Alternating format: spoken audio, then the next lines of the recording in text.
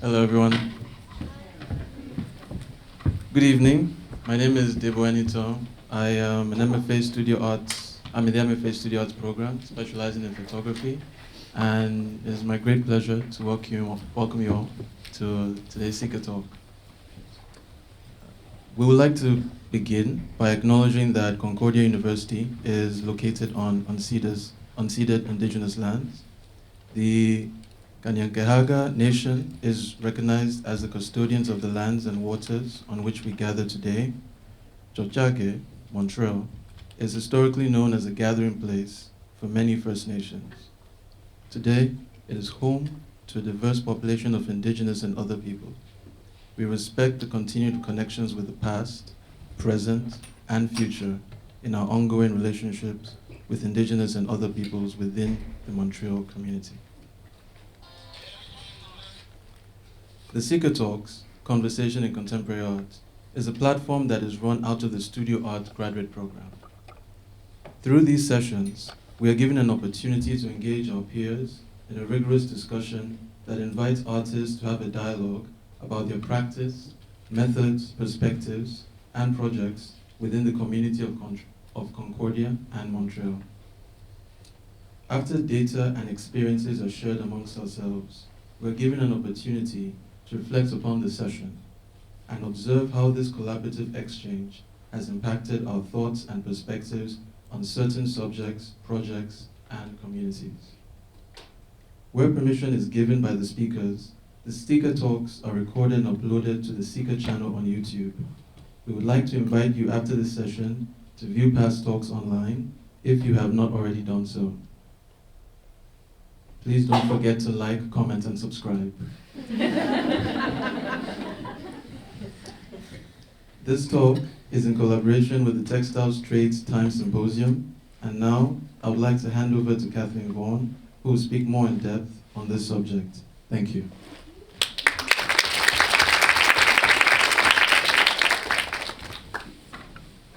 Thank you, and thank you for coming, everybody.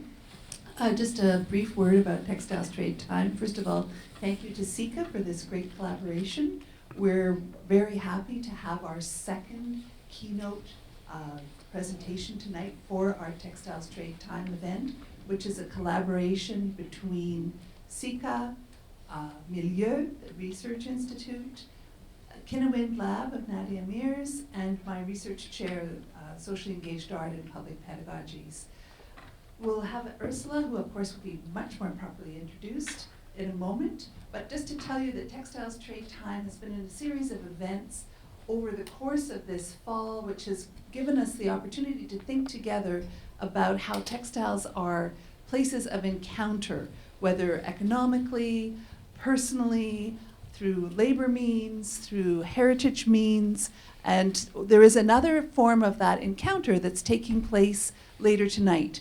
After today's talk, there is a pop-up exhibition on the 4th floor in the project room, which is 407, that is of works that have been created by two people who have participated in the Textiles Trade Time series of events. Anybody who came was invited to submit one small textile work, which was then randomly assigned to somebody else who came, who then reworked that. And so the pieces that are on show upstairs are two authors, so to speak, who didn't necessarily know what the other person was going to do. So the interventions are all a gift of the second artist to the first, who worked on the gift that was given to them by the first artist. So I hope you'll join us later.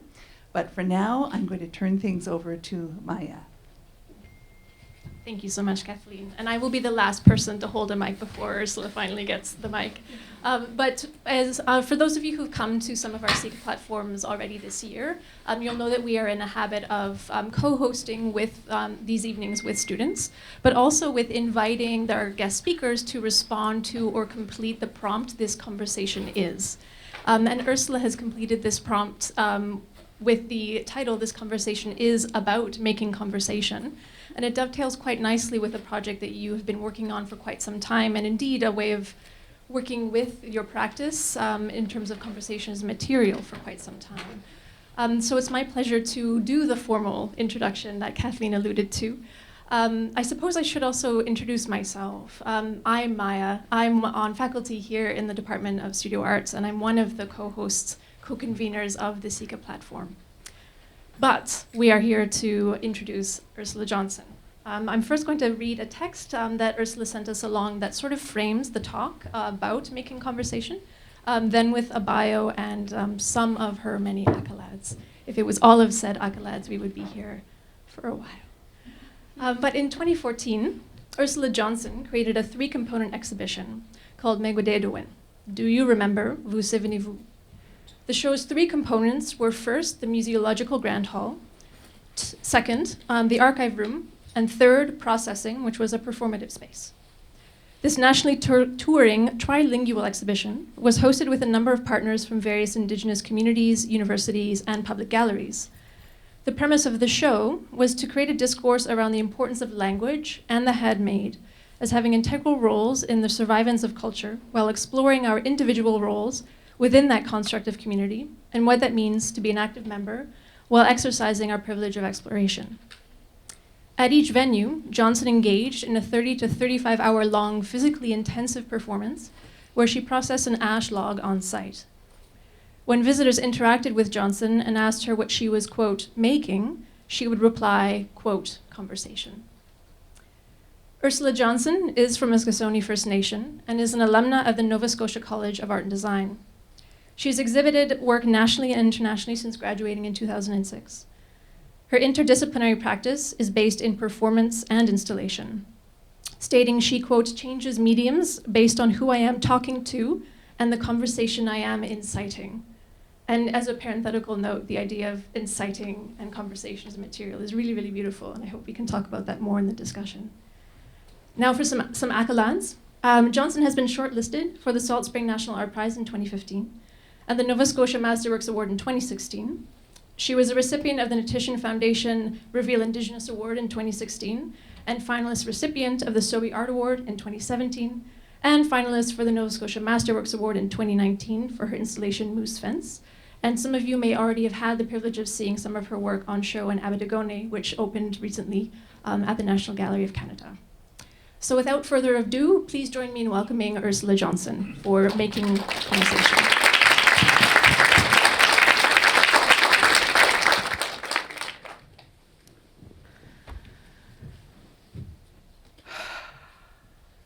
Let's take a deep breath together.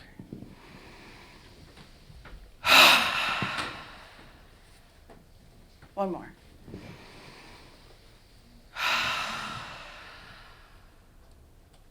That's better. Shake it all off. Dawid wajik muna ajij. As is only living in a meag mao, but you go up Mahami game, the Lusiguna Magi, Dig Mahabuk Chija, Bohodlana.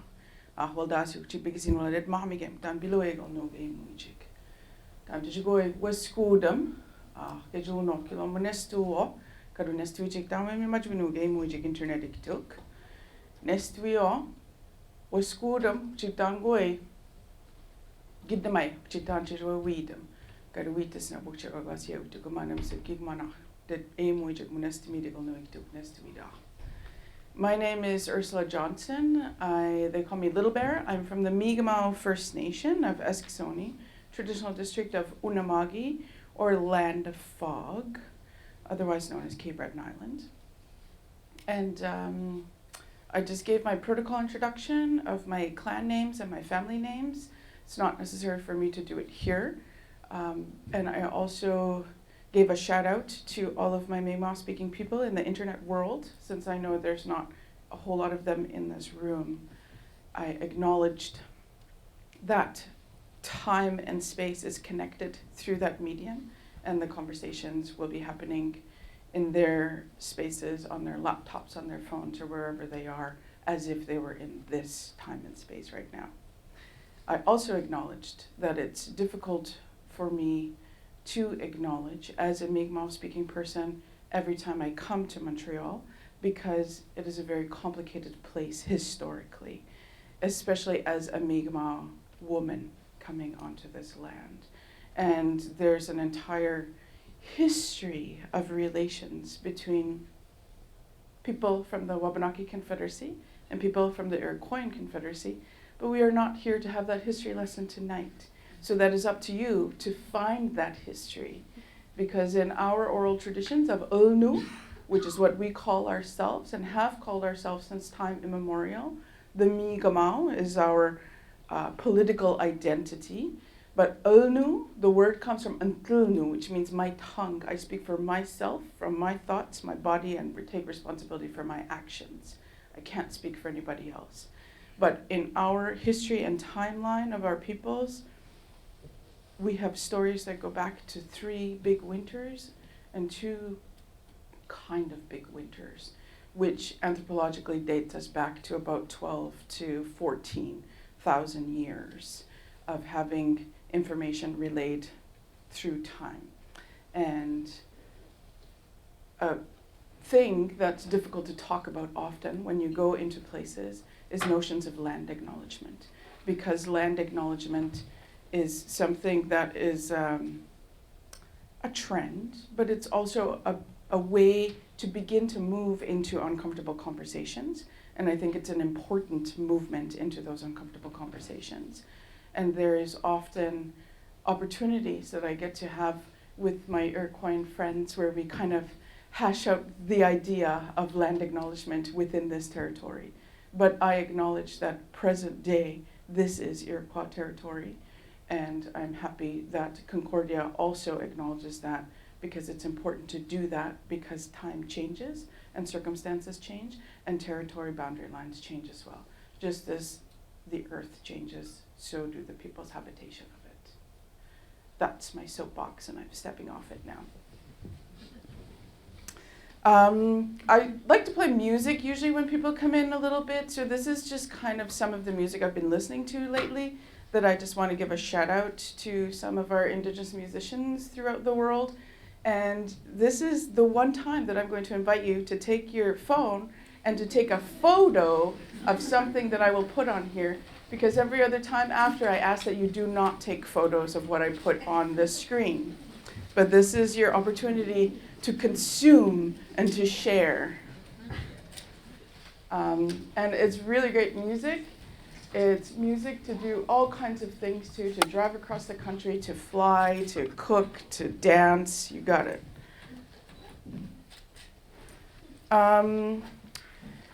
So one thing that is often strange, personally for me anyways, I find a little bit strange, is when people invite you to come and to talk about something, but you're not really sure what you're there to talk about.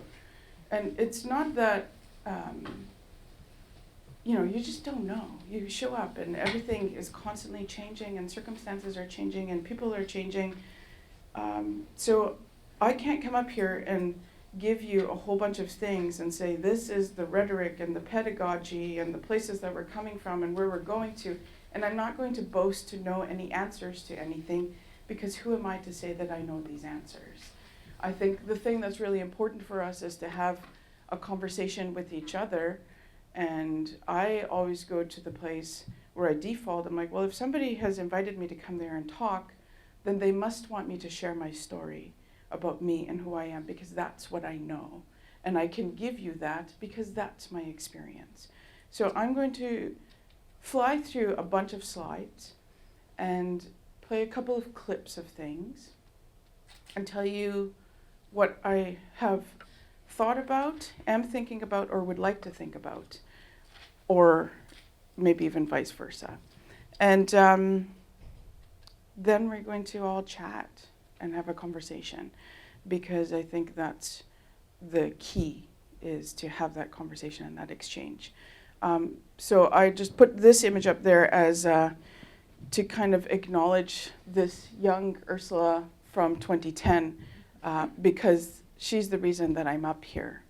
And she did a performance piece that kind of, I would say, maybe made like a bit of a ripple in my region and in my city that I was residing at the time in Halifax. This is a piece called Elmiet. My language means he or she goes home.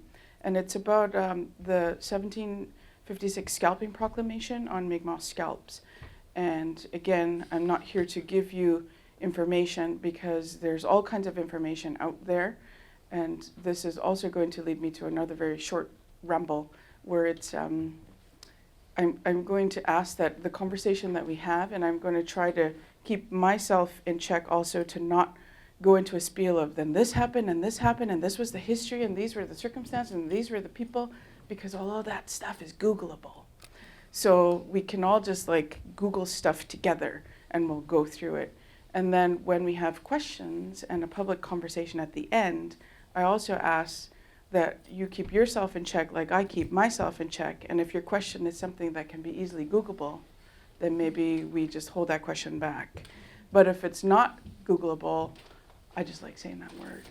And we can just, you know, have a chat and flesh it out here, then we'll do that. It's a good word, isn't it? Googleable. I like it, Googleable.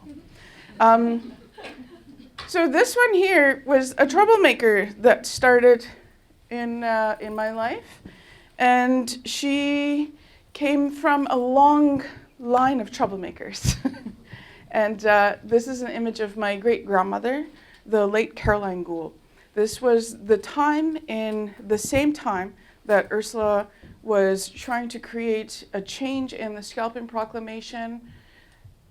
This woman was also trying to create change in various other proclamations. And she had an opportunity to meet the Queen.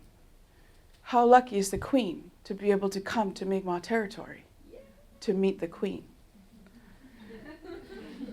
And I stole it from Twitter, so I had to, you know, put the little tagline on there from Mi'kmaq Dipper because it's their photo.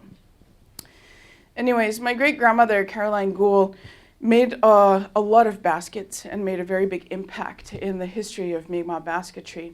And then I grew up in her home for the very early part of my life, and I'm very grateful for that and having the opportunity to engage with my great-grandparents in our first language, because as a child, whenever I would speak English in their home, my great-grandmother would say, do you see English-speaking people in this house? Why are you speaking English? And then I'd be like, oh, right. It's only when they're here we speak their language. So it was lessons like that very early on in my life that I didn't really think about until much later. And spending time with my great-grandmother after finishing university, it was a great gift for her, for me to spend time with her and to learn from her, but it was also to collect and archive information and history, because I felt it was very important to have her impacts about what she has been doing out there. So it led me to thinking about putting together a project. It was the first curatorial project I had embarked upon after graduating, and it was a retrospective of my great-grandmother's work. My great-grandmother has been making baskets since she was, well, she says before she walked. That's how long she made baskets. So when I asked her, I want to have an exhibition with your work, and she said that's going to be impossible because it's on every continent of this globe. My art is out there, my stories are out there, nobody even, she said, I didn't sign baskets until 1993. She said, before that, you wouldn't even know which one was my basket. And I said, of course we would. We just look at the way that you made them and see the progression of your work. And she said, yeah, I suppose when you look at somebody's work, you can see where they started and where they ended and how that ties in, and there's a whole language with it. So I had the opportunity to really dive into studying her work and studying her language by making with her hands. And while her work was in my space, I was trying to replicate what she was doing and learning from her with the language. And one thing that she said to me at one point in time in our conversations, and you can see the tea kettle or the teapot that's there. I actually have that teapot now, and we drink tea from it at home. It always warms my heart when we have a cup of tea. But I told her, I said, do you think that basketry is going to survive, ash splint basketry? And she said, no, it's not going to survive. It's going to die. She said, because these kids, they can't even go into the forest and tell you the difference between a red maple, sugar maple or striped maple. She said, let alone how to harvest it, how to process it, and then to make the materials. So when she shared that information with me, I was really devastated. And I was like, oh my goodness, this art is dying. It's not going to survive. Our language is dying. A lot of my friends, I can't speak to them in our language because they weren't lucky enough to have grandparents that said, stop speaking that language. So I spent all this time with my great-grandmother trying to figure out, there must be a way. We can't give up hope. We need to try to do something in order for it to survive. And she said, well, I don't think it's going to survive because there's really no use at this point in time. And I said, what do you mean, no use? And she said, well, people don't use baskets anymore. Nobody buys them because we have plastic. Why would you put all that money into buying a basket when you can just buy a plastic container to carry your things? And it made me think, and I'm like, yeah, I have a lot of plastic. And then she said, maybe it will survive, but I don't have very much hope for it. And so when we started putting her exhibition together, I was able to kind of pinpoint the way that her hands had made things through time of my lifespan, because there was no way that I could track her lifespan. But because I'm a baby of the 80s, then a lot of people knew her work at that point. And she had gotten to a point where she was taking commissions, she was making work for museums. It had no longer been the craft potato baskets that her and her mother made and sold on the side of the road, or carried giant packs with her sister to come all the way to Montreal to get on a train back home and selling baskets door to door. Those times were gone. Now were the times where her work was collected by the Queen. It was collected by the Museum of Civilization, as it was known then. It was collected by museums in Brisbane, in London, all over the place. And then my great-grandmother, when I was putting her exhibition together, because I would call her every Thursday night at 9 o'clock and have a conversation putting this show together. You want to know an awful lot about my basketry. And I said, yeah, it's because I'm putting together an exhibition that's, about your work. And all these things that you're asking me, is this going to be in the exhibition? I said, no, this is research that I'm going to put together a book with some, the stories of your life. And is that why you're asking me about my parents and my sisters? And I said, yeah, that's why I'm kind of, I guess I'm mining you for information. I'm sorry. And she was like, no, that's okay. She said, well, then now that I know what you're trying to do, I'll tell you who to go to that has the most fantastic pieces of mine. And I was like, oh, thank goodness. Because I put a call out for the work of Caroline Gould, and hundreds of people are like, oh, I got one. Because she went to every single craft fair at every single time of year, every conference, every symposium. She was there with a box full of baskets. Because that was how she survived. That was how she lived. She sold them, and there's so many of those baskets out there that I was like, okay, so this is the exact same basket I saw yesterday, the day before that. How is this going to play into a story? So I decided to take the same form and jump every 5 years to see if the form has shifted in her practice. And then that was one little showcase. And then there was one that had forms that she had only made once and never made again. And then there was ones that she was most well known for, the most highly sought after. And then there was the basket that I had the most personal affiliation with because it was her sewing basket. But it had actually been commissioned by a church for a collection basket, and it was this big. She took it to the church, and the church was like, oh, we're going to overwhelm the parishioners with that basket. You need to make a smaller one. So then she was like, what am I going to do with this big basket I made for the church? Because it's lined with green felt, so the change doesn't clink and slip through. So she took it home, she made it into her sewing basket. That sewing basket I have a great relationship with my entire life because it was always on the floor where I was crawling around, or she would send me to go get something with the sewing basket. So I have all these baskets in this gallery, and it's opening night, and my great-grandmother's in a wheelchair. She had been living with cancer for just over a year at this point. And I'm wheeling her through the exhibition before the opening. This was actually the night before the opening, because I wanted her to see this before anybody else. So I wheel her through. And we designed the show to be completely accessible. And I wheel her through, and she looks, and she's like, "Where did you get that one from now? I remember making that, and I never made anything like that since." And we went through, and we're just looking at them, and she's going down memory lane. And we get to one point, and I stopped her and I said, "What do you think?" She looks at her name on the wall. "It's my name, but my name's not Star. Why did you put Star?" I said, "No, that's the title of the show, Glow Wedge." She's like, "Oh, I've made baskets longer than 30 years. I said, "I know, this is like," I'm trying to explain to her, and she's like, okay. I said, "So what do you think?" And she said, "Well, isn't this wonderful?" And I said, "You like it?"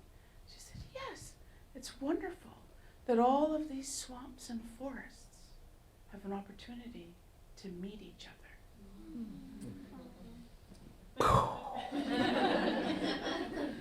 I was like, OMG, she is the queen.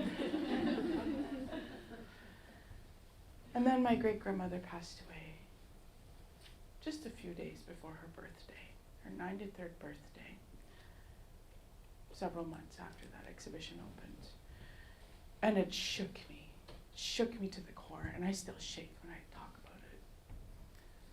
And I ran away. I went to Manitoulin Island. And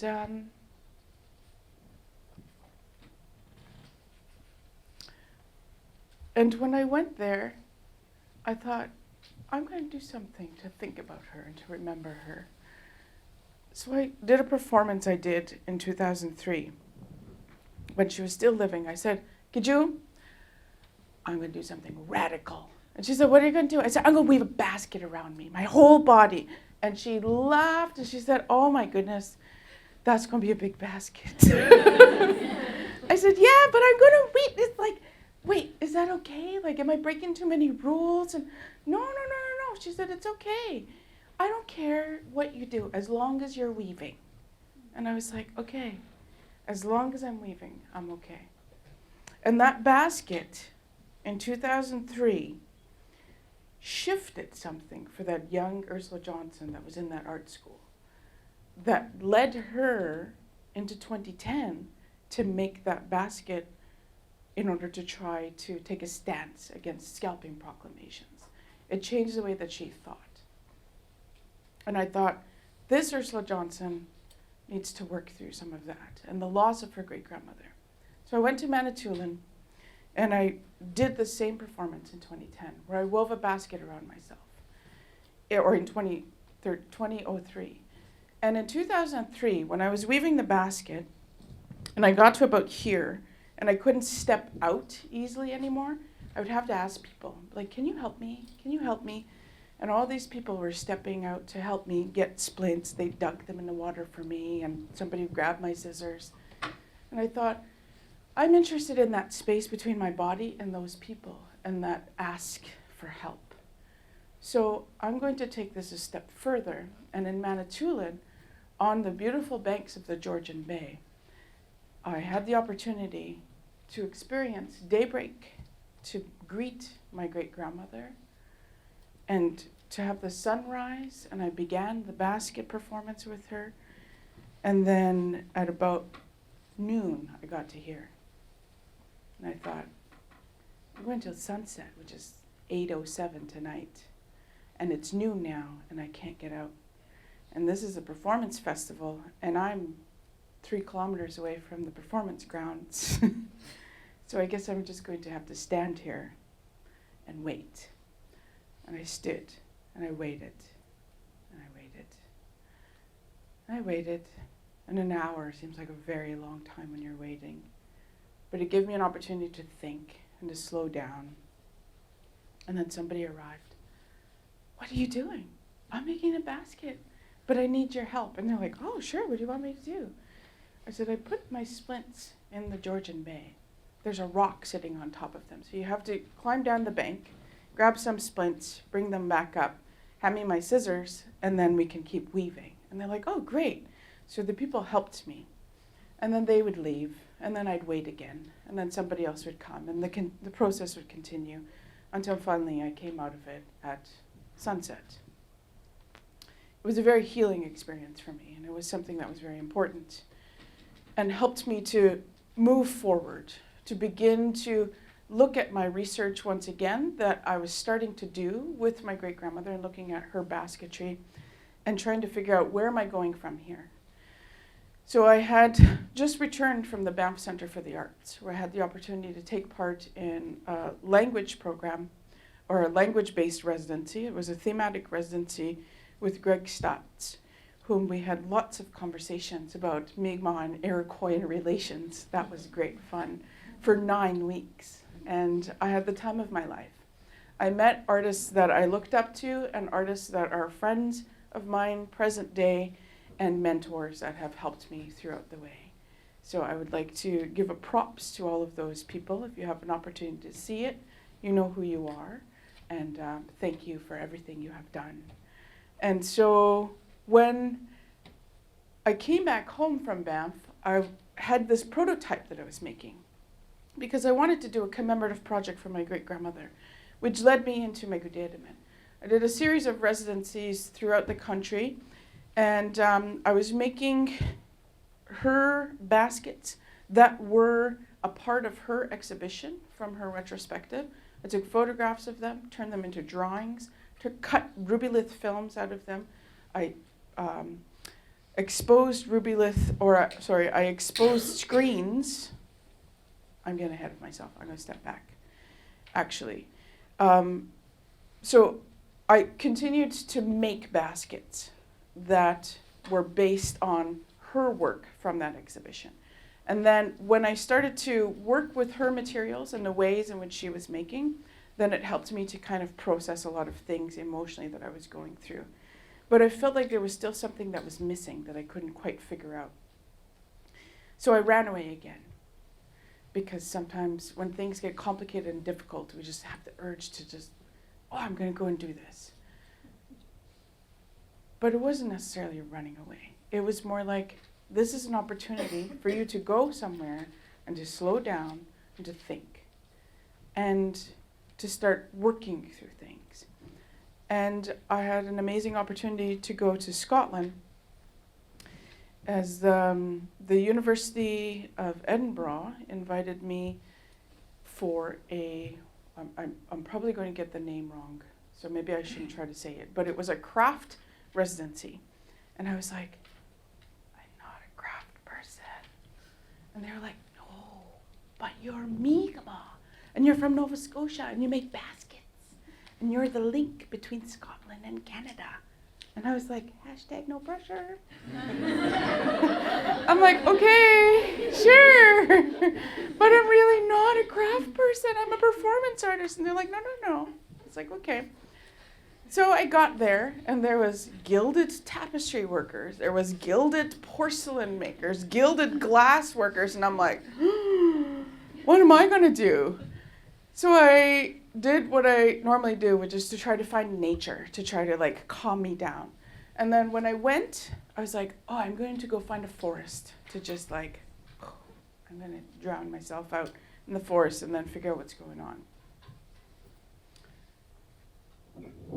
Nästa morgon och gick upp. Och det var ju sånt till jag. Ska snabbt se hur sånt till jag. Ska gitchug to go like that nästa morgon och gick upp. Gitchug ska vi gå av. Fast jag vågar sam gitchug så där vill också med det. Men jag kan då på morgon och gick jag. Gotcha men då får jag upp till jag. Vad var det morgon? Kan du ge? Inte det så mycket. Anke jag alla mycket. Och vad tar det ju? Det är små lådor jag, vilket snor jag. Då har någon visar upp, vilket mitt går till jag. Jag lägger i då, speciellt i skukti. Mot oss var pappa jag.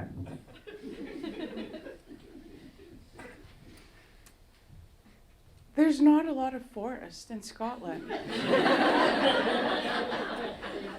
There's no forest in Scotland. There's timbers. And the timbers were rather scary, so I stayed out of them because it was very intense. I asked the cab driver, I said, what should I be aware of when I'm walking through, your landscape, my predators? And he looked at me in the mirror and he said, man? And I said, no, I mean bears, wolves, coyotes. And he laughed, he said, man? I didn't quite know what he meant until I got just south of the Highlands when there was no forest, there was no nature. Nature was cattle grazing on fields that used to be forest, that used to have indigenous peoples, that still have temples and standing stones from these indigenous peoples on this land. But nowhere is there a mention of who these people are, where they came from, what they did there, how they lived. There's just a small group of people that are academics, as they would call them, that have the information about these Pictish people. And so I was very devastated. And I was like, this is more heartbreaking than I thought it would be, because I thought, oh, it's going to be wild, and it's like the great frontier of the colonial project. Right. That's where I was. And everybody was working on their projects. And they said, what are you going to make? What are you going to make? I don't know. I'm working through a lot of grief right now as I look at these cattle that are eating this traumatized grass on this traumatized land from the people that no longer exist. And I'm very emotionally overwhelmed, and I don't know what to do. And the sculpture tech looked at me and he said, you're a conceptual artist, aren't you? And I said, yes, I am. Why don't you forge? And I said, forge? I went to art school. I didn't touch anything that had to do with fire. No jewelry, no metal, nothing. I was like, I can't do fire. And he's like, well, then you'll go into the belly of the beast. And I was like, oh my God, I'm so terrified. He handed me all these smocks with like a double layered apron that he was like, you don't want to burn yourself, these giant gloves. And he gave me a piece of steel. And I thought, what am I going to do with this steel? And he taught me how to forge. And I made a knife. I made a crooked knife, like the crooked knives that we use in basket making. So word gets back to the dean of the University of Edinburgh that this performance artist is making a knife. After 8 days of no news of, we don't know where she's gone. She was a little bit nervous. When she arrived for the exit interview on day 10, she was like, I must admit, I was a little bit nervous when they said you were making a knife. And I was like, it's for making baskets, I swear. So I made some baskets while I was there. And I made baskets to echo my great-grandmother's ways of making, looking at her techniques and her fashions, and using the language and as a way to wake up these baskets. Because as I had done all these residencies across the country, I had a sketchbook with me that asked people, tell me what you think a Mi'kmaq basket should be. And then they would draw it or they would write it. So I took their drawings and I took the language of basketry that my great-grandmother had taught me, because language is, after all, a code and a text that comes from textiles, right? So then I was like, I'll use this information and I'll bring it to life. And I'll make baskets. And the baskets I made were very peculiar looking, strange baskets in comparison to my great-grandmother's. But my great-grandmother had told me when I first started to make the peculiar baskets that it was okay. So she had given me permission when she was still around. She said, it's okay. The baskets I make are strange from what my mother made. And I was like, oh, phew, thank goodness I've gotten permission from the Queen. So I thought about how Mi'kmaq baskets within Western art history and in museology has all kinds of information and history that goes with that object. But these baskets were kind of from like this, almost like a space invader type of basket that has come from out of nowhere and all of a sudden plopped itself in the history of Mi'kmaq basketry. But we needed to make a history. So we hosted cataloging parties at various places. And the cataloging parties led us to creating a history for these baskets. This is one of the Rubylith films that I had mentioned earlier. And it has the language. So all of those words are a direct recipe to tell you how your body manipulates the materials to achieve the desired outcome physically. And so we made all of these we made all of these panels. And the panels, this is where I had jumped to earlier and pulled myself out of. It went from a photograph to a drawing to a Rubylith film. We shot it on emulsified silk screens, and then it became a stamp for the acetate, or the plexi, I should say, that had the masking on it. And then it was cut from the masking and then lightly sandblasted, and then the pieces were assembled. And so those pieces then became for the Museological Grand Hall of Mi'kmaq. It was a memorial of my great-grandmother's baskets. This show went across the entire country to, I think it was 8 venues in total, and each show had to have accessibility standards, because when I would walk in and we lit the show and we put it in, I imagined wheeling my great-grandmother through her own exhibition to make sure that it was at eye level if she was there to visit these works once again. There was a performative space, and then off on the side room, there was an archive, the archive that came out of the workshops with people. The archive had all kinds of information, what's referred to as tombstone information, and the process of making those cases is actually a process used to make tombstones. So this had all this information. This was a non-traditional Mi'kmaq fascinator, in case we go to another royal wedding, used for storing Western medications, candy basket on steroids. This one is adorned by parents as a purse to carry their wallets to go to the grocery store to purchase their farmed fish, because it's a fishing creel, right?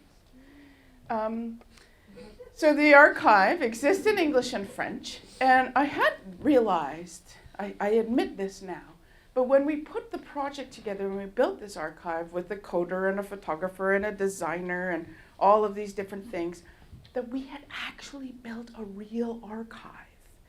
I was like, oh my God, it's an actual archive. Because I found this out when I wanted to pull one basket out to put in a competition called the Salt Spring National Prize. And I was like, I just want to borrow this. And then it threw the whole system off. It was like, no. It was like red lights flashing, kind of craziness, not really, but it was intense, where it was like, this is not matching up. So I wasn't allowed to pull anything from the archive, so I put them all back. And then there was a performance where I was processing the materials. And while I was processing the materials, I would engage in conversations with people, because I actually wasn't trying to make ash splints. I was trying to decimate this log, but have like the illusion that I was making ash splints. And my great-grandfather, who you could see sitting, he just passed away last winter, but he's sitting over in the corner with his cane. See him there? And he went to the opening. It was the first time that my great-grandfather went to an art opening of mine. And he has one leg, and he taught me how to harvest. Well, I guess I kind of taught myself, because I'd say, Granddad, can you show me how to get the logs? Oh, yeah, we'll get to it. Can you show me? Oh, yeah, sure, no problem. Spring, yeah, we'll do it. And fall, I'm like, and he's like, yeah, no problem. So I showed up at his place one day. I'm like, can you show me? And he's like, yeah, okay. I said, it's in my car. And he said, what? It's in your car? I said, yeah, but he said, it's winter. You're not supposed to cut it in the winter. There's no sap in it. Oh, you couldn't even see the leaves. How can you do that? And so he told me all the things I'd done wrong. And then that's how he taught me how to do it right, by telling me what I had done wrong. So he had taught me while I had taught myself, And we worked together to do it properly. And then I was learning how to do it properly. But in this performance, I don't do it properly because I'm trying to break down that stereotype or that notion of performing culture and demonstrating knowledge in this white box that I find extremely problematic. And, but he didn't know that. So he comes over with his cane and he says,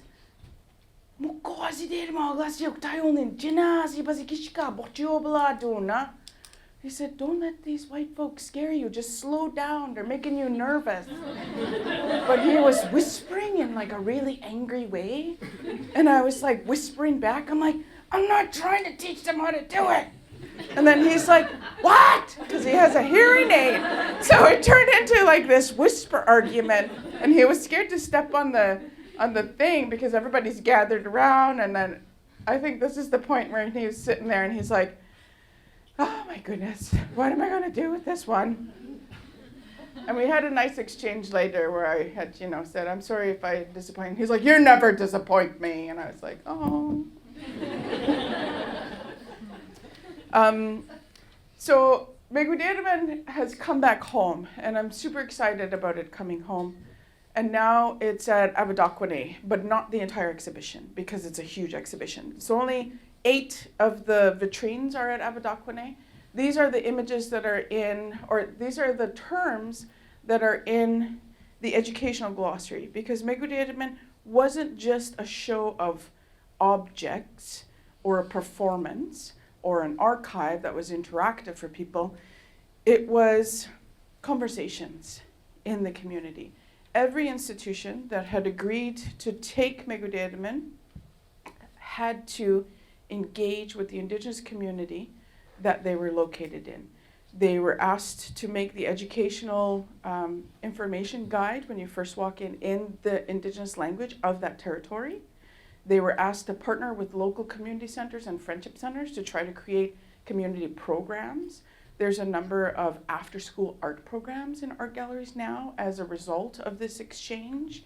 And it was also, they had to make an educational toolkit for sharing all of this information because Blvd is so complicated and has so many layers and can go so many different places.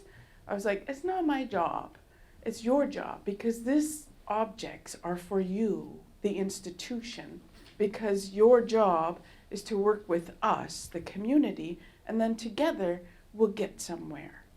So these are some of the words from the glossary. And if you were interested in more in kind of that information and the pedagogy that was made, Blvd has its own website that is run through St. Mary's University Art Gallery, who was the initial gallery who helped me to make this project and to bring it out. But we had in total over 27 people were employed to make this show, and it was a huge monster. And then now it has come home, get to see my friends again, and they're hanging out with all my other friends at the National Gallery, and it's a lot of fun. And I'll remind you, you're just a short little train ride away to go see not only Blvd, but all kinds of amazing other Indigenous art. This is your chance. So time continues on, and I keep making material, or I keep making objects with this material that I was exploring of asplint basketry. This is for a project called Ulniwultik, which the series started in 2010 and is going to continue on, and we're actually going to finish the project hopefully in like 2024. And I will be coming back in the spring where we will talk about this project, and then maybe some people will have their heads wrapped in it. Who knows? Anyways, as Blvd was coming home and it was touring across the country, I had all this debris because it was really difficult for me to just like smash an ash tree to smithereens, knowing the ecological devastation that is upon us by the emerald ash borer for this tree. But also knowing the socio-political circumstances surrounding this tree with regards to governmental negotiations between Indigenous communities and the government, which is also a whole other conversation in itself. So I asked each institution to sweep up the pieces and to send them back to me. And they said, what are you going to do? I don't know. Just send it back to me. I'll hoard it for a bit until I figure out what to do with it. And then I made this piece called Excavada with my grandfather, who you saw earlier. And he thought it was hilarious that I wanted to make a children's sandbox digger entirely out of wood. He said, it's crazy. I said, I know, it's going to be fun though. So he helped me build it. And this is also going to be part of a larger series of playtime, kind of things.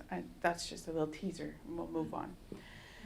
And then 2016 arrives, and there's a young person that sends me an email just out of nowhere. Her name is Megan Mazeau from the west coast of Newfoundland. She was in Victoria at the time, and Megan says, hello, Ursula Johnson. My name is Megan Mazeau. You don't know who I am. I'm just finishing at UVic. I have met France Trapanier, and she has told me you are very approachable, period. So I'm just contacting you to see if you would be interested in writing a support letter for me for Canada Council, because I am applying for a grant. I have just finished school, and then thank you, Megan. And I'm like, oh. Hello, Megan Mazeau. Nice to virtually meet you. Thank you very much for reaching out. Yes, I would like to think I'm very approachable. I typically do not write reference letters for anybody for anything unless I know you and I have worked with you. So I can't really refer you for anything. I don't know who you are. However, I can write you a reference letter if you come to Nova Scotia and take part in a conference called Bedabin at Dieppe in 2017, or later in 2016, as my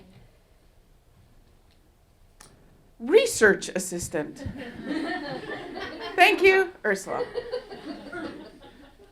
Megan writes back, amazing! And I'm like, okay, great.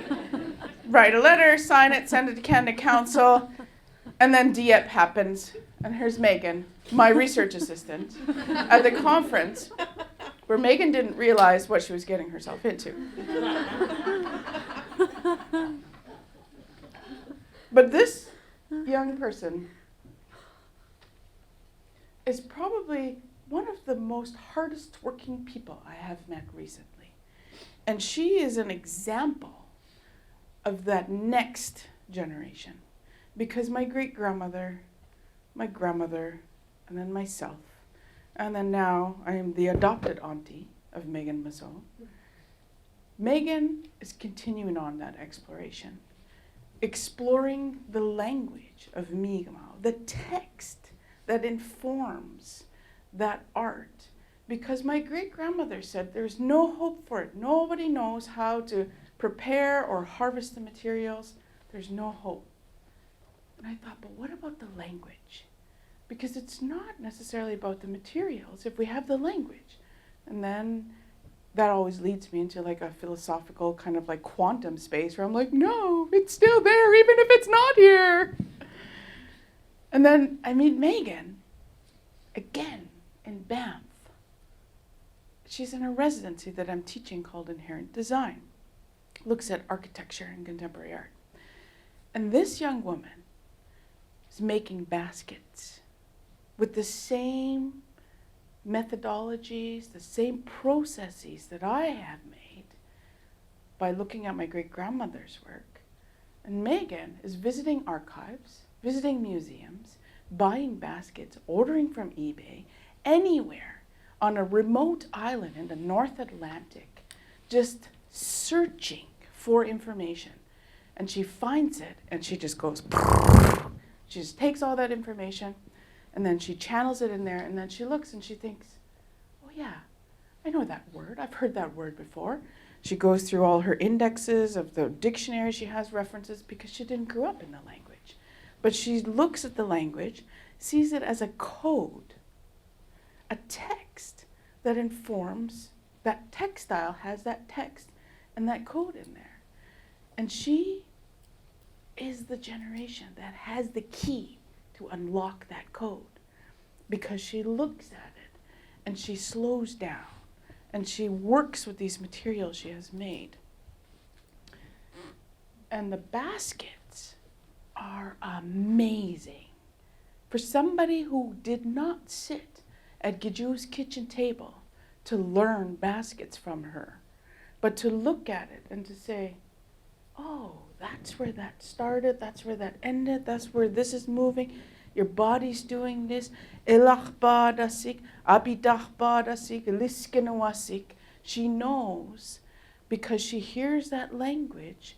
She breaks down that language because we're a verb-oriented language that is just a bunch of conjugated verbs or a bunch of verbs with conjugated suffixes and prefixes in order to decide how you're going to interact your body with that material. Because in our language, people say, how do you say this? And I say, who's saying it? Who are they saying to? And why? And where are they? Then I'll tell you how to say it. Because that changes because it's all about the physics. And Megan has unlocked that physics in that language. Brilliant. But she's doing it from a generation that is growing up like this, and like this, and like this, ordering things. Nobody orders like this. Ordering things like this, or like this. And then they arrive to the island in the middle of the North Atlantic in sheets of acetate and plastic tape that she meticulously lays down using like the vinyl squeegees, you know, to make sure there's no bubbles in it. And she's making giant pieces. And then she cuts them all straight lines with scissors. I watched her do it in Banff and I was like, what are you doing? And she said, well, I was just thinking about how my generation is everything is plastic, everything around us. It's all fossil fuels, it's all synthetic, it's all being mined from the earth, changed into something else. They're cutting down trees, they're taking it all away, the bogs are being destroyed, but we have the plastic that we can use to try to bring the language to life so that we don't lose the ancestral memory that our hands have in order to make these objects, because it's in there. She said, and besides, we don't have ash in Newfoundland. So I hooked Megan up with some ash from time to time. And Megan, she's a next up-and-coming troublemaker, which I'm very excited about. This is from still from a video of a performance she did while she was in Banff in that residency, and it's called "When They Poison the Bogs, We Will Still Braid Sweetgrass." So Megan is a part of a generation of young people that are coming up to have conversations about difficult things, about land, about territory, about ownership, about conservation, about materials, about all of these things that we think about on a daily basis. And we try to use our own art practices to incite conversation in that. And we're not alone, because if we continue to work through it together, then we can make change. So this is my last thing I want to show you. With the stroke of a pen, Trump's trying to undo everything we've worked so hard for. But as Indigenous people, our existence is our resistance. We protect Mother Earth and the water because it's who we are and we have no other choice. I'm facing 7 years in prison, yet I remain dedicated to peace and prayer. Pray with us.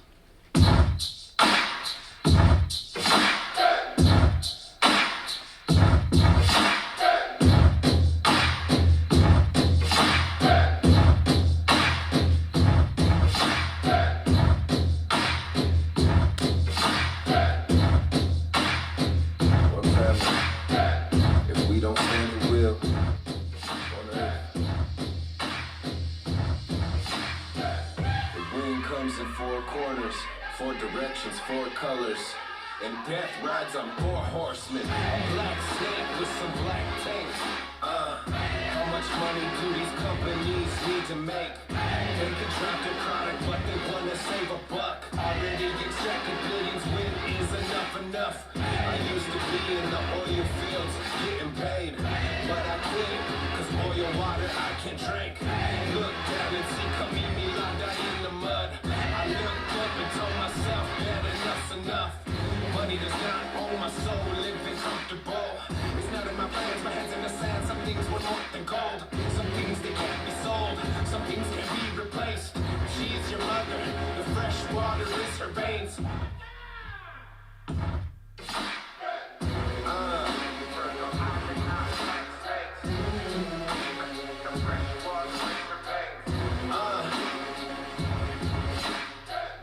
What is going on? Have we all lost our minds? Every human needs clean water to survive. We're sorry. Your call cannot be called. Martin County Sheriff's Department. Hi. I need to report an assault. Okay, where did it occur at? Standing Rock. There are innocent, unarmed people being attacked with water and militia-style police firing at point-blank range with high-powered mace on unarmed people. Who protects the people? Ma'am, yeah, if there's police there, then it has... The police are the ones attacking innocent, unarmed people. So what do we do to stop the police literally hitting people at point-blank range in the face? People can lose eyes. People are going to get hypothermia. People could die. We have elders here. We have children here. We have all ages here. Nobody is armed except for the police. Who protects the people from the police? Well, I guess if you want to put it up the chain of command, the next person to talk to would be the governor's office.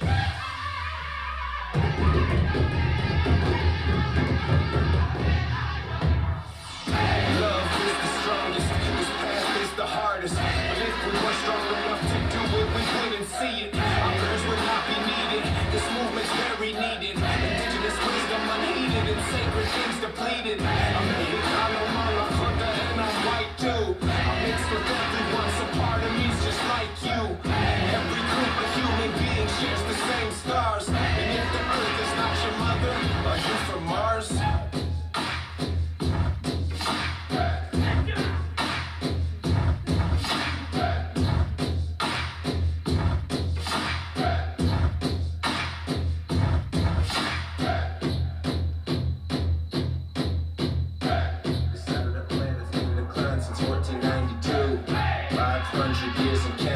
Surviving the genocide they call colonizing my turtle island. What is the fossil fuel? Continued destruction, nothing new. Living a system, taking our children, tricking the fields till nothing's true. I had that money in front of me, but I left it. Cause oil money's dirty if my mother gets disrespected. We're disconnected, these times are hectic and feeling heavy. But still we love all living beings and suffer for the many. We are a peaceful people, that's why we walk with prayer. And if that wasn't true, we wouldn't be standing here. We're peaceful people, we walk with prayer. Turtle Island, not no fear. Despite what they show in the media, we're kind people, hold your ground. Change is coming now.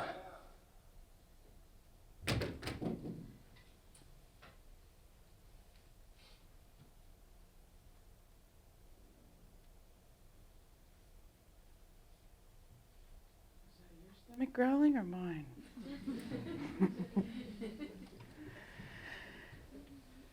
So, good music I've been jamming out to, eh? Pretty cool. I want to say thank you to all of you for spending your time here with me. I'm very grateful for I'm very grateful for you to come here and to listen to what I have to say. And I hope that we can have some exchanges and chats now. So I don't know if we just want to go right into the firing round. Yeah, do it. One thing maybe I'll say before I hand the mic over to Maya is maybe we think of people, to be mindful of time. And if you have a question that is like right off the bat, we'll take it. But if you're still formulating your question, keep formulating it until maybe we won't formulate on the microphone to like take up extra time. That's all I'm just gonna say. Okay, Maya.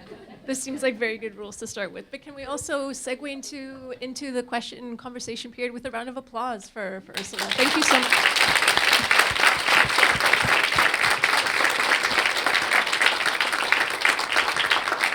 And as we started the beginning of the chat with a bit of a co-hosting crowd, we continue again. I'm going to hand the mic to Mikhail, who has some prepared questions. We're going to go till maybe 7:30, a little bit after, see how the momentum is going, see how Ursula is feeling. We have to use the microphone, if you don't mind, for your questions, just for the sake of the recording for folks who are in digital space watching. But Ursula has mic, and I can be the one who's running it back and forth so that Mikhail also has a microphone. So thank you for your patience in advance whilst I wind my way towards you with the microphone. First of all, thank you for the presentation. Thank you for the music references as well. My name is Michael. I'm an MFA student in Fibers and Material Practice. I'm going to host this after-talk discussion, and there are going to be roaming mics, as Maya already said. So my first question would be, well, we've met Wednesday, and you told us about your political career, but also the fact that you felt like you had to choose between politics and art. But as we know, your art is really related to politics. But I was wondering if you ever thought about addressing directly an audience of politicians in your art?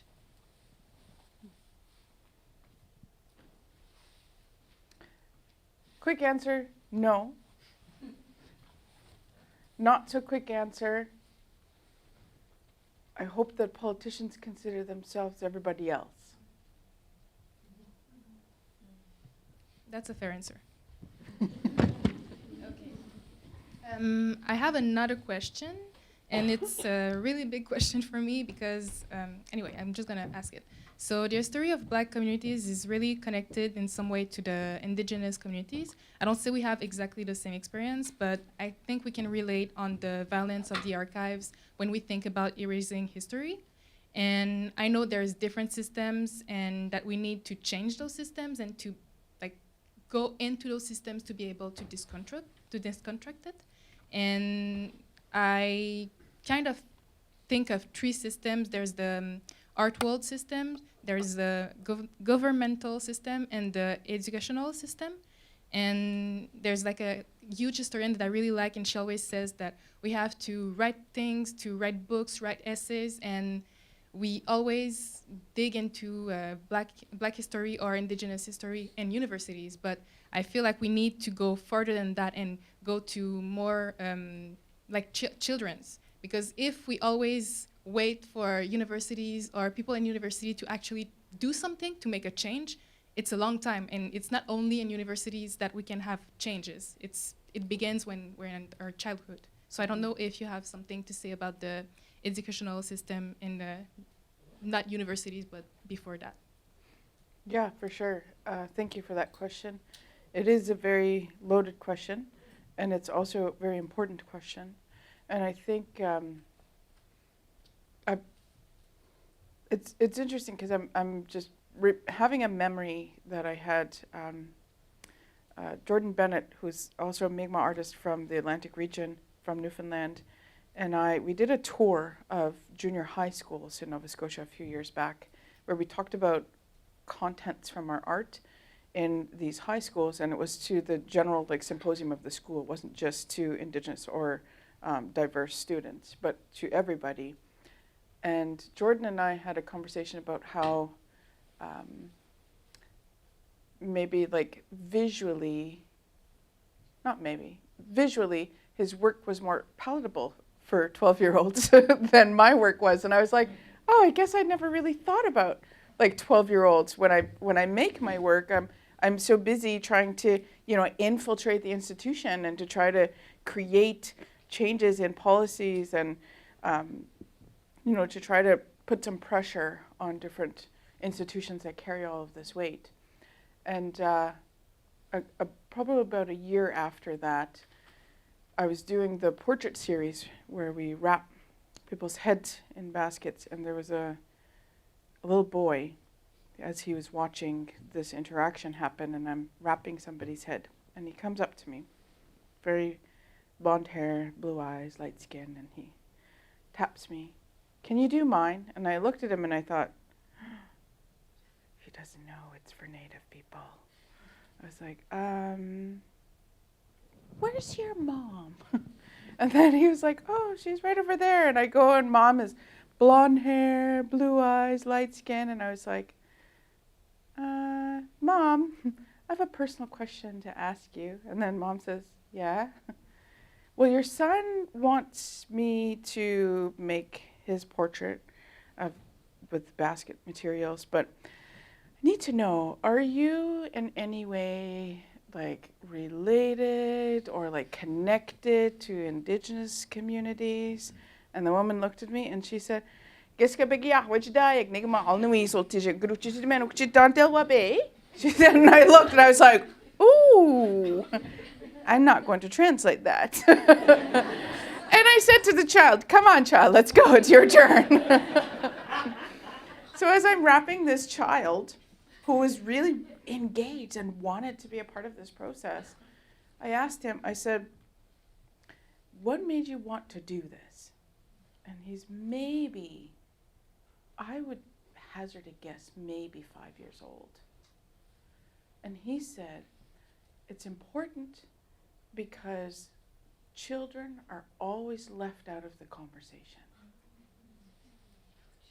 And it just broke my heart, and I was like, he is so right. And here we are as adults thinking, oh, the child doesn't want to take part in this conversation. But the child absolutely wants to take part. In fact, I was one of those privileged children who wasn't chased out of the room when the conversation was happening between the adults. And it helped to inform everything I do. So now I really think about, like, what can we do to interact with those children? And there's people, there's artists, like Skamanati has a really great installation that's for children to talk about like history and looking at history and responsibility and where we go. And it's, you know, there's so many artists that are working with that beautiful mind of that child. And I think it's extremely important for all of those institutional systems to come together and not to be living in their silos, but to think about, in a connected way, how does government, education, and art all relate to one another? That's my long answer. I totally agree. Okay. And I feel also that we can't assume that a child wouldn't be interested in something, because I feel like people are, oh, that's too intense for them and whatever. And no, but you didn't even ask them. So how can you just assume that he wouldn't be interested or she wouldn't be interested? Yeah. So yeah, I agree. Yeah. Yeah. Surprise us. I don't know if anyone have a question in the public. Not yet. Okay. Well. Okay. Good question.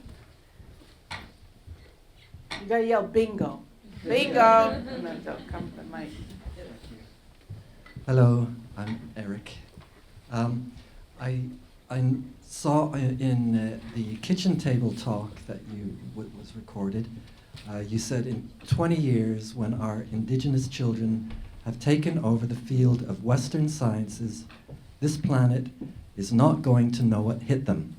So I'd really like to know what we have to look forward to, some other examples of what you see them bringing. That is definitely not a Googleable question. That's great. I like that. I don't know. I find, personally for me, I'm very excited right now because things are complicated and difficult, and we're moving into a space, especially as a Mi'kmaq speaking person. It's funny, I'm like, pun intended, but not pun intended, that we're moving into space, like literally. Mi'kmaq people, there's two young people who want to be astronauts. And the community is coming together in every way possible to make sure that they're supported in their education to be able to study to be astronauts. And that's something that I wouldn't have thought of as a child. Sure, I dreamed about being in outer space, but I was never like, oh, I want to study science and I want to be an astronaut. And I want you to tell me, like, what do I need to do to get there? Because that's where I want to be. It's like a new frontier of science. And so these Mi'kmaq children they're graduates from my home community that has the first Mi'kmaq immersion school. So we actually, the pilot project that started, I don't know how many, several years ago, one of my little cousins, I say little, but she just got married and she's actually doing her fellowship now, I think, for studying medicine. She was that first group of kindergarten kids in the immersion school. So they are now, finishing their post-secondary. So that's how long our immersion school has been in our home community. And these kids are taught, linguistics, history, mathematics, science, everything is in our language. And so the fact that these kids want to, sorry, I'm jumping between different languages now, but maybe if I say it in Mi'kmaq and then translate it would be easier. Okchitan, mijuajistan tiju elnui dasit, ajibwo kijidoh goi, med a nestik sithamudan wijiraktan delkadidij. So when a child has been raised in the language, then they understand their place in time and space and how everything relates to them.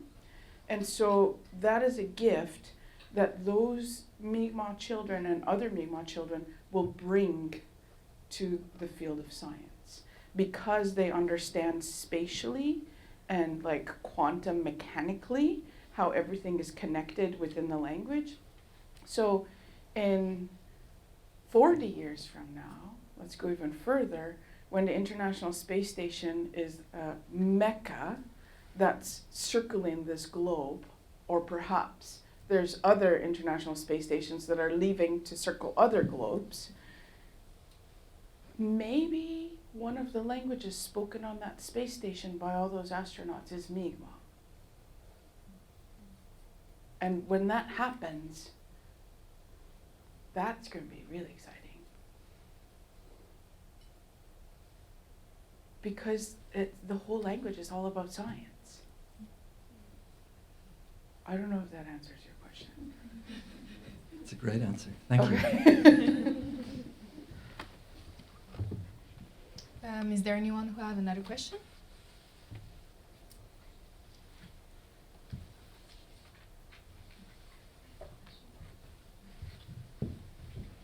We'll get the microphone to this side of the room. Sort of a follow-up question, well, a related question to the one Eric just posed. Several of us in the room watched the Kitchen Table Talk recording that you did at the National Gallery of Canada last year, I guess, 2018, I think. And in the discussion around the kitchen table, you made the remark that when you're translating ideas or thinking in Mi'kmaq and translating them into English, there are, of course, things that cannot be translated. And I found myself thinking about what the ideas and the language and the feelings that come with those ideas are like in terms of senses. And I wonder if you could share or think about what maybe the texture of those untranslatable elements might be, or the smell, or their sort of sensory elements, or if that is a way of thinking about what can't be translated but is very strongly felt. I'm translating your question in Mi'kmaq as I'm thinking about it. I think that's maybe a lost in translation type of question, because it's not necessarily about the experience of the physical senses, because there's no way that we could just lump together a visceral experience because of ulnu.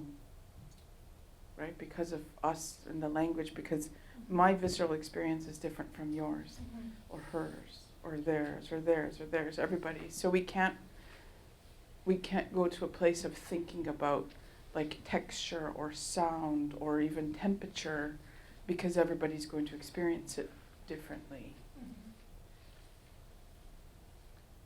So I don't know how to answer it, but if you have a different way of asking the question, then I'll see if I have a different way of answering it. This is the great thing about language, is that we're kind of like, oh, that didn't work, let's try it this way. But in a way, I think that is the only possible answer. I suppose I was curious about how things can and can't be translated. And of course, it is always a subjective thing that's rooted in the moment of an attempt at communication. So I think that very much is an answer, because the question, in fact, doesn't work. And I like that as an answer. So yeah, I guess I'm taking away my own question through that answer. No, you're not. Which is You're opening a different conversation, which is there we also are. important. Yeah, no, thanks for that.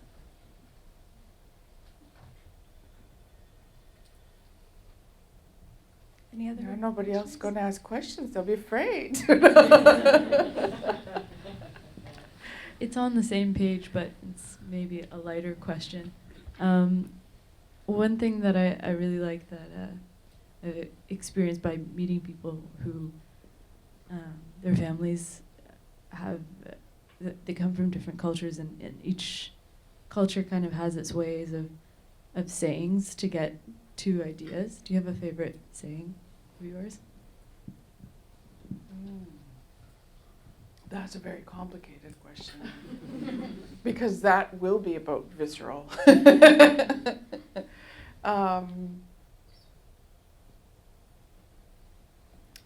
a favorite saying we have from Mi'kmaq? Kitchiboria Ragil. Obviously, that's my wife's favorite saying. But maybe I say it a lot, which is maybe why she said it. We have yeah, I don't really, well, I guess, well, Gijibodi is a pretty funny one, and that's something I would say very often to people because our language, see, this is where it gets complicated, because then if I translate Gijibodi, then you guys are going to be like, what the? It means your purse. Yeah, your purse. But it's has nothing to do with your purse. Because it's I don't know, it's a saying, right? But it's like if somebody said, okay, you got 10 seconds to explain what Gijibodi means so that an English person understands, and I'd say it means go away with ya, or you're stupid or what, or it means like frig off. It could mean like all kinds of different things. Or it could mean like, you don't say. It could mean like all of the above. Yeah. Get your body. But it means your purse.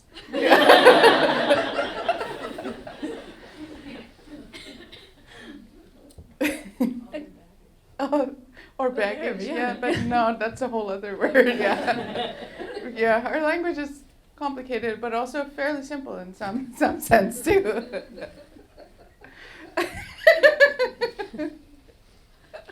Any other questions? Mikhail, do you want to ask another question? Well, I was going to ask a question about the story that you told us Wednesday, and I was wondering, but I didn't know if it was inappropriate to ask, but I'm going to ask it. Is there like I don't know, because the story that you told us, it was there was a distinction between men and women, but I was wondering if there was some stories that have an omission of gender, or it's really binary or not, because I know that you're fighting for queer indigenous as well. So I was wondering if all the stories are really binary or not, or if you're thinking about rewriting some, and I don't know. That's a good question. I'll answer it backwards. One, no, I'm not thinking about rewriting them because I can't. It's not allowed because that's history. Two, our language is ungendered. 3, it's an ungendered language, but it has to state in those stories whether somebody is man or woman, like man or woman, in order to determine their societal responsibility.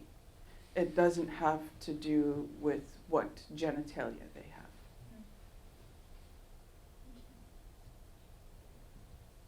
Thank you. And you guys are all wondering, what is the story? If you want to tell us. I'm not going to tell the story. No, it's not the time or the place. But it's our creation story, Mi'kmaq creation story, of the Mi'kmaq body. Oh, sorry, microphone person. The Mi'kmaq body being created, and in our creation story, the Mi'kmaq body was created from the ash tree, and ash is in Nova Scotia and in Mi'kmaq territory, we have the black ash, which is we call Wisco, which is considered to be the woman's ash. And then we have the white ash, which is Ahamo, which is considered to be the man's ash. And so the body of man and women were revealed out of those ash trees by Gluskab, who was the first to be spoken to. So that's the story that Michaela is referencing. Michaela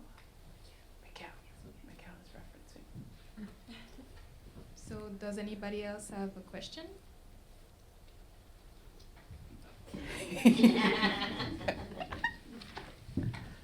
Well, of course I gotta. I was waiting. I'm like, I know. I just woke up. Okay, I'm here now. Oh, I was good. somewhere else. I was I traveling know, with you. you're I went on a traveling. detour. I came back.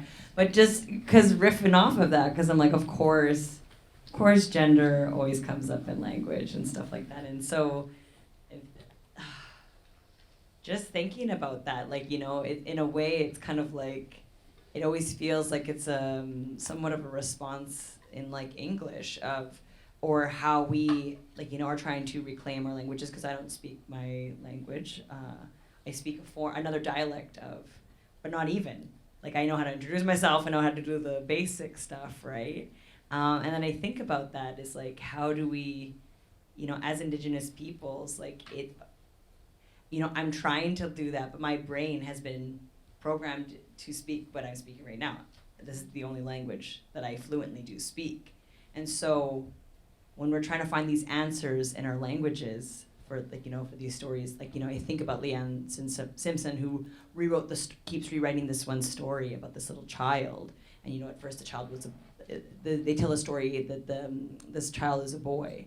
And then Leanne's daughter at the time asks, well, what about all the little girls that want to relate to the story?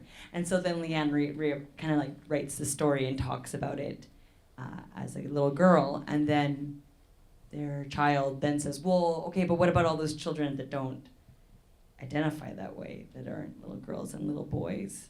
This little one is asking these questions, is starting to think about all of these people that we don't have like ways of like talking to. And so then Leanne thinks about it in a way that it's not gendered. And I think about this too, because, you know, Anishinaabe-Moan is what I'm thinking about, the language of the people that are Anishinaabe. And that gender was a thing that seems like it's come after. But it's really hard to have these conversations. I'm realizing now, I'm like, oh shit, I'm having these kind of like conversations about language in front of everybody. And it's very personal. I feel like it's a very personal thing to ask in our languages about that, because we think about, colonization kind of like happening to us, like, and how it's changed our ways of knowing and being. And that I think it's like incredible that you're able to translate, like, you know, you have to take those moments to stop and think about that. And that our languages are not all the same either in those relating. And do you find that in these immersion schools, or do you know also of like how other people, have you heard from the youth?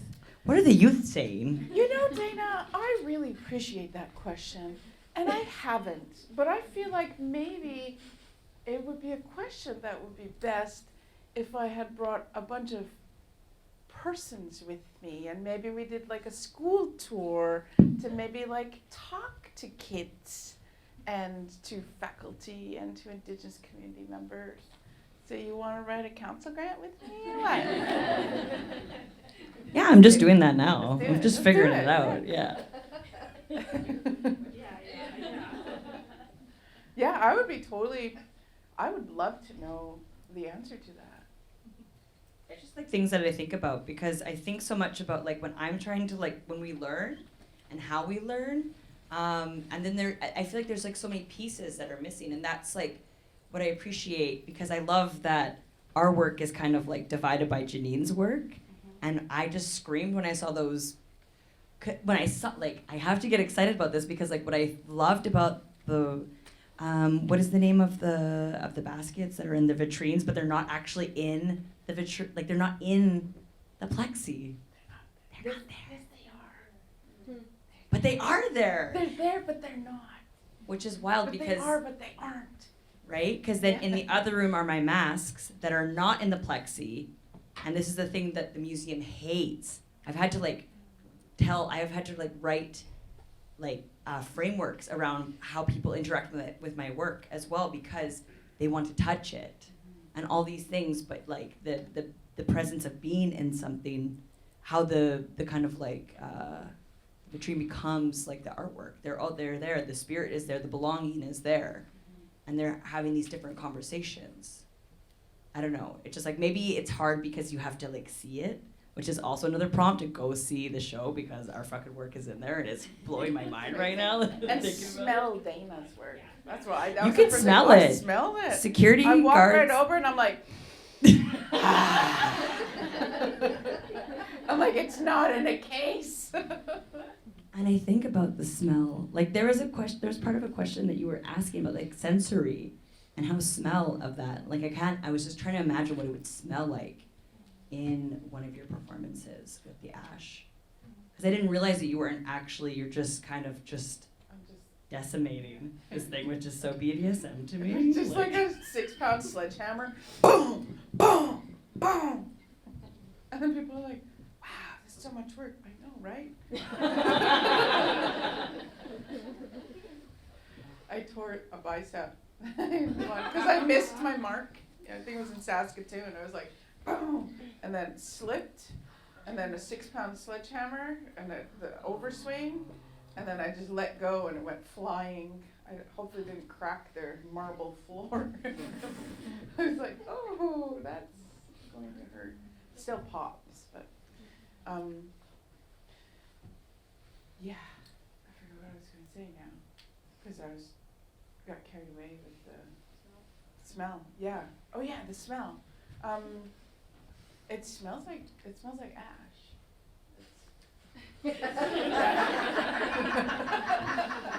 Hashtag it smells like ash.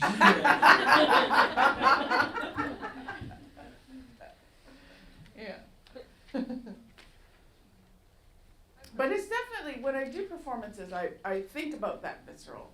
I want some type of smell. When people come in, I design a space so that there's a smell and there's a sound, because sense of smell and hearing are the two triggers for nostalgia. So that's all that I think about that every single time when I create a performance and an installation. And trauma, apparently. Yeah. And trauma, yeah. And memory. And memory, yeah. Yeah. I'm going to try and formulate my question. First of all, thank you for your presentation, Ursula. Really beautiful to hear you speak today, and as well as a couple of days ago, and have it be so different and have such a conducive thread between the two at the same time. And so maybe this is a question between you and Dana and anybody else who might want to answer too. Ties in a little bit to education, the toolkit, the burden of work, institutional change. And I guess the question is, like, do you feel like, there's like how do you feel about the unpaid labor of having to write, the kind of description of how the work can be used in the institution, or even the toolkit, although maybe you might have had partners because it seemed like it was a larger grant. But if you're demanding for institutional change, then there's all this burden of labor that gets attached to it that the artist isn't paid for. So, throw that out.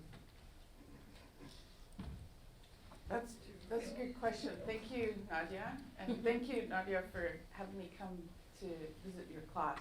That was a great visit that we had.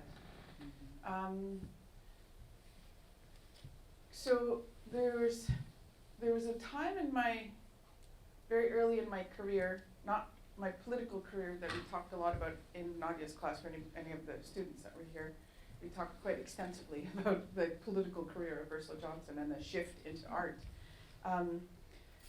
But very early on in my art career, because I'm kind of like a research junkie and I really like rules and systems of operating, I came upon a really great resource called Corfac.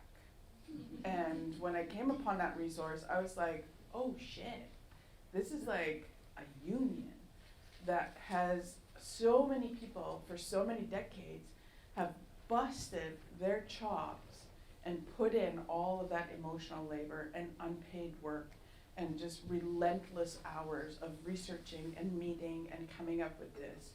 And I feel like it would be a disservice to that structure and to those people who put in all that time to not use that system.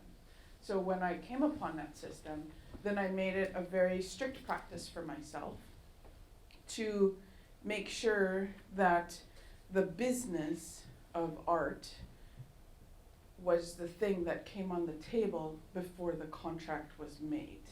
And so something like Megwidedimin, I was paid for everything. If they wanted me to show up for 4 days to install, I was charging for 4 days for install. If they wanted to have 12 conversations leading up, I was billing them for those 12 conversations. So I would set it up so that I'm like, this is a chart, this is the schedule, section C 1, 2, 3, this is the time that I'm going to be here. We can amalgamate this and have 2 telephone meetings. You can come with all of your questions, get them answered in one shot, all of your questions, get them answered in one shot, and then boom, we're done. I send you an invoice, you send me a check. And then people were like, oh shit, you mean I actually have to pay you every time I email you and we have conversations? I'm like, yes, because that's my job. And guess what? There's been over 2 decades of people who have busted their asses to make sure that you are going to do your job when I do my job.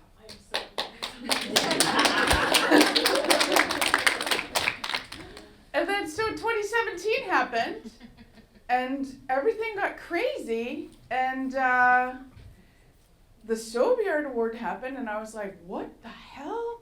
And things got out of hand and I kind of fell off my game a little bit. And then I would find myself in places doing like a Sika talk and the conversation was never made about the contract or anything, but I was like, oh, I'm not too worried, I'll go to Montreal, hang out with my friends and get to hang out with Nadia and the students.